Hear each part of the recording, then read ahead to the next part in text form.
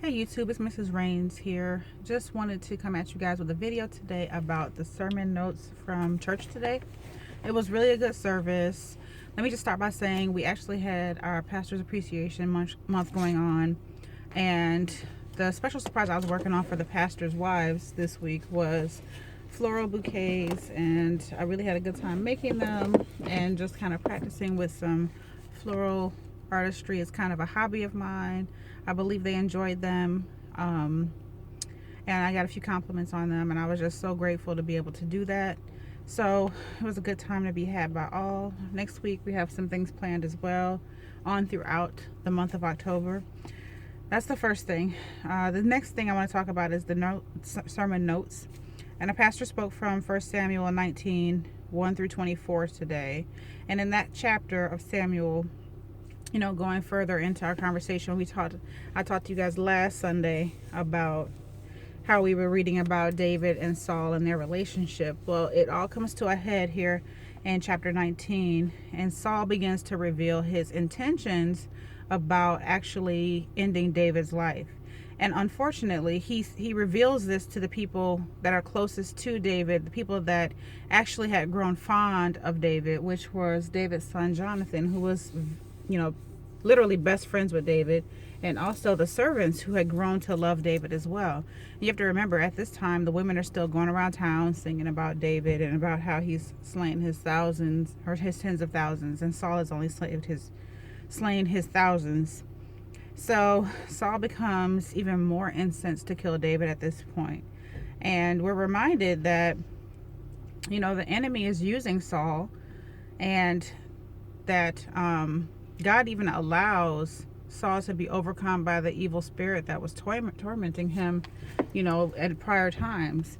If you remember that Saul has been tormented his entire life now, his entire royal life, he's been tormented. He was tormented at the beginning of his kingship by evil spirits, and it was David who he called to play an instrument to calm him down. And so, of course, this whole time he's been tormented by this evil spirit, God has given him relief from it, but has never allowed it to completely go away. And the reason why is because Saul has lived this life of just disobedience to God. So we're reminded of that. We see this evil spirit come back upon Saul, and Saul then decides, I want to kill David. He was so incensed that he actually threw a spear at David, and David managed to escape, obviously. But I mean, for you to actually take up a weapon against someone, you really have to be incensed. So David flees this evil that's come upon Saul, and he flees and he goes straight to Samuel, who is at that point the head, prophet in Israel at the time. So he goes straight to Samuel, and he says, this is what's going on. And he tells Samuel everything that's happening. So he goes straight to him for spiritual counsel. And so our pastor kind of aligned those two things together. Like, David went for spiritual counseling as soon as he fled evil, and that's what we should do. We should be taking up spiritual counsel. And a lot of times we don't do that. Not only do we sit in the presence of the evil, but we refuse to get counsel from anyone else because we lean on our own understanding.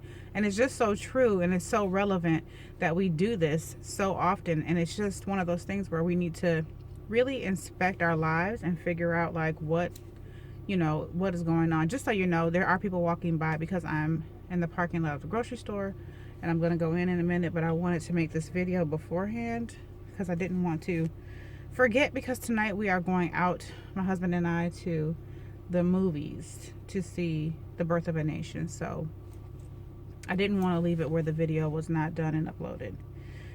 Anyhow, as we carry on this conversation, we are also directed to Matthew 23:12, because at this point, Saul, at the end of this whole ordeal of him throwing the spear and David retreating, fleeing the evil and going straight to Samuel, Saul goes after them. He then tries to, he's very persistent in his efforts to find David because he wants to kill him. And also during this time, in this chapter, it tells us that Saul's men came looking for David at his house, and they actually were going to grab him then, but his wife, who is Saul's daughter, Michal, she decides, you know what? I'm going to hide an idol in David's bed and put goat hair on it, and I'm going to tell them he's sick. So she allows David to actually flee when they come looking for him. And she actually lies to her father about why she did it, because she acts like her life was in danger and this and that.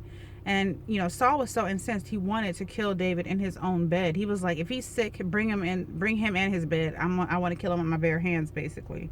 So we're reminded at this time, like I was talking about Matthew 23:12, and it basically just talking about how, you know, it reminds me that the very thing that you are afraid of losing, God will strip you of. He will take that away from you, because it's become basically an idol in your life. And at this point, Saul's crown and his kingliness has become an idol in his life. He does not want to lose his title.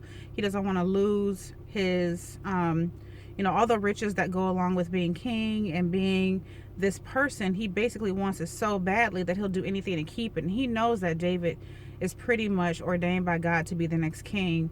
And so he does not want that to happen. And he thinks he's going to maintain being king by getting rid of David. So at the end of the chapter, Saul is stripped of everything. And how this happens is God allows his spirit to come upon him, come upon Saul, and Saul begins prophesying in the street, like literally prophesying in the street, so much that the people were like amazed, and they're like, is this the same Saul? Like, is Saul a prophet now? What's going on? And so Saul was prophesying day and night. And not only was he prophesying day and night, he did so in the nude. Like, he stripped down out of all his clothes, his kingly garments, his robes, his crown, all of that stripped off. And it's just him, Saul, completely naked. And so he was being humbled. And so, you know, when I reference Matthew 23:12, you know, talks about being humbled before a man. You know, sometimes it takes being stripped away of all the things of this world before we'll be humble and we'll really realize, you know, all that God has done for us. So it was a deep chapter. It actually, my pastor also brought the point up that I thought was really interesting. He basically said you have the contrast of David, who is fleeing evil, who is still battling at this time the Philistines and gaining victory, you know, from the Lord, and also seeking godly counsel. You have this guy on one hand, and on the other hand, you have Saul, who is willing to kill, who's walking around with deadly weapon in his hand, willing to kill, steal, and destroy. And who does that sound like to you? Obviously the enemy, for what he wants. He just has made it, leaning on his own understanding, and he has made it important to him to, you know, take care of anything that's in his way to maintain being king. And, you know, our pastor even asked us, like, who do you want to be? Are you trying to be David, a man after God's own heart? And or are you trying to be Saul, using weapons, you know, using a man-made weapon formed, you know, a man-made weapon that's to form it against man? Like, do you want to throw spears at people, or do you want to use your heart, have a heart of love towards people? You know, what is it that you're going to decide to be? And ultimately, that's what people see in you. They see whether or not you're filled with Christ, and they see whether or not you're filled with evil. It's obvious. So you have these archetypal, you know, these two characters, archetypal, you know, this one's the, you know, the good, and this one represents the evil. And it's just like, you had to make a decision, like, what kind of life are you going to live and everything. So it was really a good sermon, very deep, impactful, interesting. And just so you know, the reason why I call this sermon notes is because I actually use my sermon notes. I take notes in church so that I can go back and read them. I buy these little notebooks everywhere, and I kind of, you know, take them and journal in them. I write prayers in them. Just anything when it comes to mind, I kind of write in there. And the sermon notes are very important to me because I can go back and reference them. If my husband and I have a conversation about them, I can always go back and reference what I wrote down, because I don't write down just what the notes that are presented to us in church, like on the screen. I also write my own personal notes and scriptures that come to mind and different things like that I want to share with my husband or the children later. So, you know, I really would encourage you, if you're sitting in church and you're not taking notes, to start doing it. It really will enrich your prayer life. It will enrich your learning. You will be able to start putting together scriptures that come to mind. The reference points will start to kind of line up with you. If you are wanting to memorize scripture, it's a good place to open up your journal and kind of jot down the scripture you're trying to memorize, because then you'll be saturated with it. So that's also good.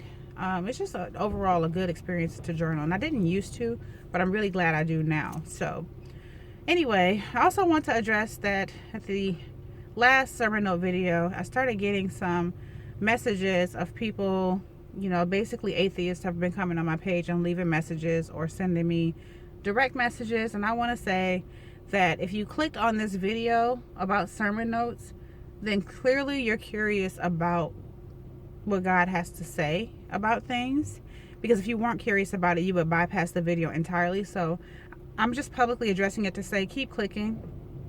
If you're curious, keep listening. You know, if you want to leave your messages, just know they're going to be deleted or hidden, and I'm not going to allow, you know, you to just talk to me any kind of way on the page, just because it's really a deterrent from what the message is about, and what other it can cause problems if people are like arguing in the comments, and I don't want that either. So anyway, I know I only have a handful of subscribers that really are truly diehard and watch, and for those of you that really are diehard and watching, I really appreciate you. It encourages me. I know I don't have, you know, as many people interested because I'm not doing a whole bunch of hair videos, but you know, I will be doing some hair videos and talking about hair products I'm using and different things like that. It's just not going to be the heart and soul of the videos, because I need to put content up that's not just, I need to be multifaceted is what I'm saying. There's more to me than just my hair. So I would like to be able to talk about all the things that are important to me, my family, you know, church, about God's word, those things that are also near and dear to my heart. I do enjoy having a head of hair, don't get me wrong, but I just want to be upfront about it. So just to end this video, if you're also wondering about my hair, and I kept saying, oh, I don't know if I'm gonna straighten it, I don't know if I will, if I won't, I decided to go ahead and blow dry it, straighten it. I actually colored it. It's a chestnut color by Begin, or Bigen, B-I-G-E-N. I know you've seen it. It's like a little bottle of powder that you mix with water. I've used it for years and years and years, and I really like using that one for dark colors because it's very concentrated. Eventually I want to get into using henna, but I'd use Begin or Bigen because I've been using it for over 20 years now to color my hair when I want to darken it up. So I did do that, and it's hard to see really the chestnut brown, but it's in there. So I just wanted to basically straighten my hair out to see kind of what it looked like straight, and it's actually a pretty good length. This is the longer side of the bob, obviously, and this is the shorter side, but it's really trying to catch up with each other, and it looks really good. It looks really healthy. People kept asking me, did you get a haircut? And I was like, nope, didn't get a haircut. It's just the way it's growing out. And my ends actually look decent. Like, I was concerned I was gonna have split ends and breakage, but I don't. And I'm really concerned about that because when I'm wearing my hair curly, I can't see the ends to know what's going on with them. So I'm really happy about that. My ends are intact, my edges are intact, the color looks decent. The psoriasis is still a problem, but I'm still just working with it. I'm probably not going to have my hair straight for very long because the psoriasis, the way it is, I have to use that T-gel shampoo probably twice a week at least to keep it under control. So I'll probably be having to wash my hair again in a few days. But it was nice while it lasted, while it's lasting. I'm just going to try to enjoy it while I can. To maintain it, I'm just going to put it in a wrap and put it in a turban or a satin scarf. I like the turban because it holds it together. Matter of fact, I had it on this morning before church, so I'll show it to you. I didn't calm my wrap down because it was raining, like it was deliriously raining. I think we were getting the outer bands of Hurricane Matthew, and that's why. But this is the turban that I wear. This is what it looks like, and I'll probably just put that sucker back on here later on, and then take it off for the movies, and then just put it back on before going to bed tonight, and keeping it in that wrap until I have to comb it down. So anyway, that's all I wanted to talk about today. I hope you enjoyed the sermon notes. I hope you keep watching and, you know, leave comments. I love to read the comments and respond to them. I'm getting better with responding, so please do leave comments. And yeah, that's about it. So if you're interested, I've been trying these matte lip colors from Wet n Wild, and I love them because they stay all day long. And this one is called Mochalicious by Wet n Wild in the matte line. So I think I got it at Walgreens or Rite Aid, maybe someplace like that, because I never pay more than that for like a couple dollars for a tube of lipstick. So there's that. And yeah, that's about it. Sorry about the sunglasses, but it's very sunny out since the rain stopped, and I'm grateful for it, but I want to keep my eyes covered because I'm like a vampire. I don't like bright lights. So anyway, that's all I got for you. Put God at the head of all you do, and I will see you guys on tomorrow for another video.